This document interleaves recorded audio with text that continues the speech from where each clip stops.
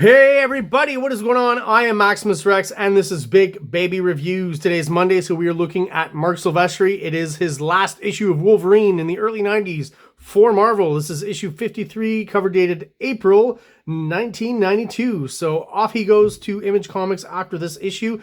I say that, I think that by this point, he'd already put out maybe the first issue of CYBERFORCE. So just like Rob Liefeld, these past few issues of Wolverine, I think, concurrently, he's been working on those first few issues of CYBERFORCE, right? Like Rob Liefeld was while he was on X-Force, and my hypothesis on those episodes with X-Force and Rob Liefeld, that is on Thursdays, I posit that he was working on Youngblood #1 and 2 in and around the same time as X-Force 5, 6, and 7, in around that time. A few interesting things about this issue is when we get to the credits I'll talk about. As covers go, I mean, it's a pretty straight up storytelling cover that tells you some of what's going to happen within the story here. It is part 3 of the Crunch Conundrum, so he does finish off the storyline. He's only done this issue and part 2. Part 1 was done by Andy Kubert as a fill-in. And that's it for Marc Silvestri at Marvel in the early 90s. So that's the last Wolverine cover we're going to get from him. Silvestri inked by Green. And let's have a look inside and talk about the credits. So first page looks great. Same level of art and detail, and the tandem of Marc Silvestri inked by Dan Green. The level of care that we've come to associate with their art. It has gotten a little less rough and a little cleaner overall. Still not to the Jim Lee level, but the style has kind of evolved to where it's a little bit cleaner, a little more 90s, I would say. And it all looks great. I mean, it's Marc Silvestri. He's still kicking ass, as he will on CYBERFORCE when we start reviewing that, I guess, next week. So double page splash with an insert panel here. Looks pretty cool. Spiral looks awesome on top here. I still tend to say that Marc Silvestri is a pro and he's working really fast. So, you know, I wouldn't say a ton of detail, but definitely just enough to keep everyone satisfied, and great compositions and layouts, and great ladies. I gotta say, in general, Marc Silvestri is another artist who draws the ladies really well. So, talking about credits, script, Larry Hama, pencils, Marc Silvestri, inks, Dan Green, with an assist from Barta and Jansen. Coloring Roses, Tinsley, and Javins, and the lettering is by Pat Brosseau. So, my theory about this issue with the inkers, okay, I'll throw it out there now and we'll look as we move along, is that most of the first pages all throughout are still by Dan Green. And I've always kind of had trouble, honestly, differentiating Dan Green and Barta's inking. They're kind of similar, so it's hard for me to tell. But I think the Barta pages are later, and the Jansen pages are actually like the last few pages, with a few exceptions. I'll point them out as we get there. But when I saw these credits here, I knew it would be harder for me to see the difference between Dan Green and Hilary Barta than it would be between those two and Jansen. Jansen has a very specific visual style. Even when he's inking, no matter who he's inking, it always looks like Jansen on top of no matter of anyone, basically. So I was pretty sure those pages would stand out, and they did. I'll point them out when we get to them. But again, great double page splash here. So still, you know, Silvestri is doing a killer job, not skimping on the storytelling at all. We got a decent number of panels, different angles and stuff. He's doing some cool shit, I gotta say. You know, hints of, again, even if I look through this issue, I'll try to point out some John Buscema kind of stuff, and then some Mike Mignola kind of stuff. You remember at the beginning of the Wolverine reviews, I kind of said I thought Silvestri was kind of mixing a bit of both of those two guys together. Well, I still, even though his style has evolved a lot and turned into like kind of the Marks, and at least peak Marc Silvestri for myself is around Wolverine and the beginning of CYBERFORCE. We're pretty much in it right now. Still some vestiges left of like the Mike Mignola style. This panel, for example, to me has a lot of Mike Mignola stuff. Maybe if he hadn't done this, I wouldn't say so much, but that definitely is like late 80s kind of, you know, Gotham by Gaslight Mike Mignola. And Far Away, they're basically just kind of silhouettes. Very Mike Mignola type panel here. So listen, what we have here is basically, again, just like last issue, all these characters kind of just fighting against Mojo, right? And trying to find the actual version of Mojo. Did Mojo ever catch on, really? I know he was created by Arthur Adams, I think, in the Longshot miniseries. And then Jim Lee had a run in the X-Men series where they had to fight Mojo and Longshot was in it. And now, you know, this Wolverine has got a kind of a thing going with Mojo here as well.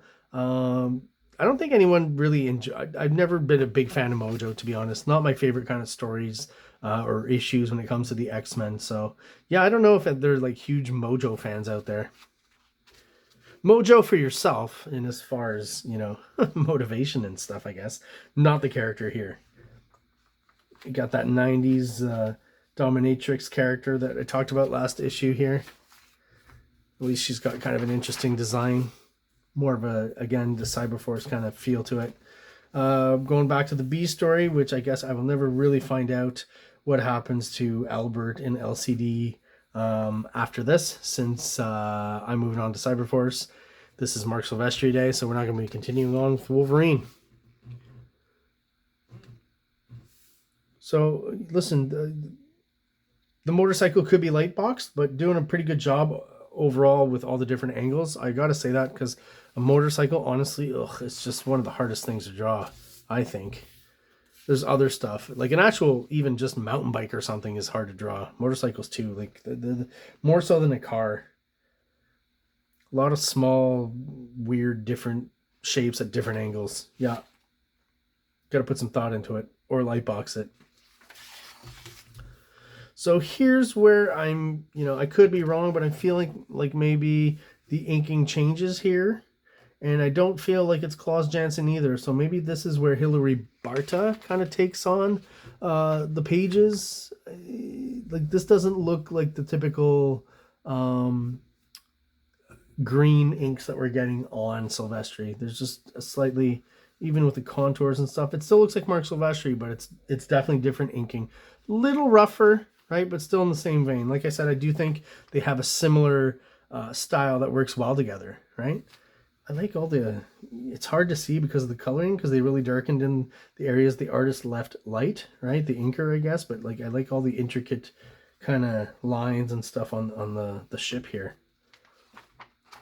And I gotta say, Silvestri really good at technology, right? Here's another example with this, the Blackbird and this kind of rocket ship or whatever. Just great looking, credible technology.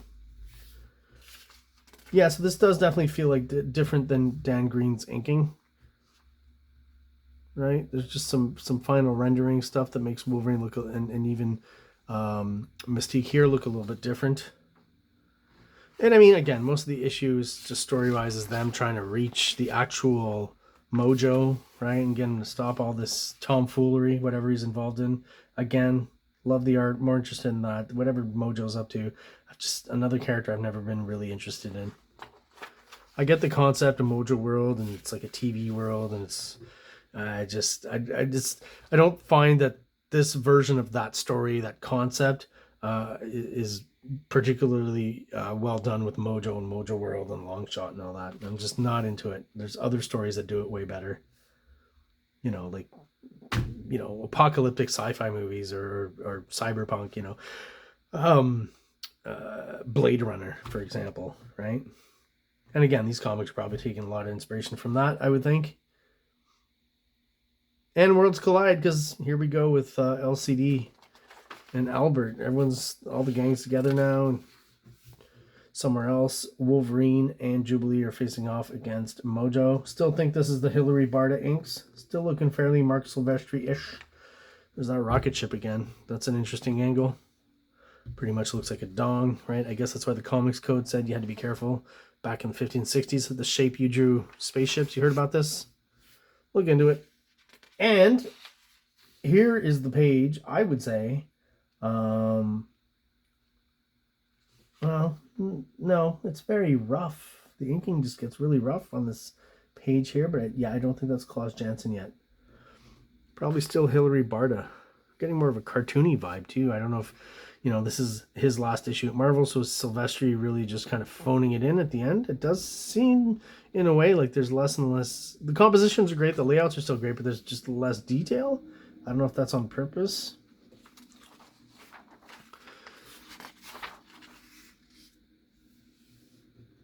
Yeah, like very rough, right? Still, I think Hilary Barta inking, but how cool is that drawing? This is kind of a Neil Adams vibe to it there, I guess is how I would describe it. But just A bit of a Kirby thing too. Man, that classic Nougat shot where they're on a ship and they're kind of coming towards us. Kind of has the same perspective as this. Very cool. Just that pose, I think, is, yeah, really well done. And again, yeah, with the hatching and stuff, I still think this is Barda. And here's the switch to Jansen. And if you know anything about Klaus Jansen, it should be fairly obvious to you, right? So the lines get rougher overall, big bolder lines. And, you know, this maybe looks a little more 90s. This tends to look just a little bit kind of mid-80s-ish, I guess, you know? Something in the contours, like the thin and thick contours, the lines for the arms and stuff, all very much Jansen. He's still working on top of Silvestri, but like even this back here, Mojo's very small face, maybe hard to see on the camera, but that's a Jansen face. It's not a Silvestri face. And again, if you look at these pages here, like there, it's very obvious. You know, this is when Jansen inks someone else, I mean, he really puts a stamp on it. So you can almost think, you know, Mark Silvestri didn't do anything underneath. Maybe this here. I mean, and this is as far as Klaus Jansen goes in doing like that 90s bit of hatching. He threw in, he's like, okay, I'll do the forehead, but that's it. He just gets rid of it pretty much everywhere else. Where it ends up looking, honestly, like just this panel here looks like Wolverine #1, right? That starts off with John Buscema, inked by Klaus Jansen, right? So it's, in a weird way, it's kind of a full circle kind of deal in a very odd way. Quick Gambit cameo, that's funny. And then you get a page like this where, you know, I gotta say, I have no idea who inked this. I don't think it's Green. I don't think it's Barda. I don't think it's Jansen. It looks all right. Wolverine looks a little funky, but Jubilee looks like Silvestri-ish, so I guess this is how it ends for Silvestri at Marvel, with a quick little drawing of Jubilee in trouble in some police station in Tokyo. So there you have it.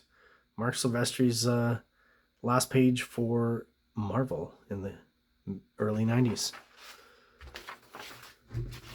All right, well, there it is. That was the Big Baby review of Wolverine issue 53. Any comments, let me know. Any questions in the comments as well. Everyone who subscribed, thank you so much for sticking with me. If you're still watching videos, I really appreciate it. Thank you so much. Those of you who are not subscribed but who are watching, please do so. It's really quick for you, and it really helps the channel, helps get us out there to other like-minded people who might be interested in the same kind of content that I'm putting out to you guys.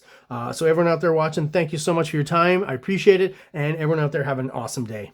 King Comics presents Big Baby, Volume 1, Issues 1 to 13, 204 pages of story and art. King Comics also presents Star Crasher one-shot, 32 pages, cosmic sci-fi surrealist adventure.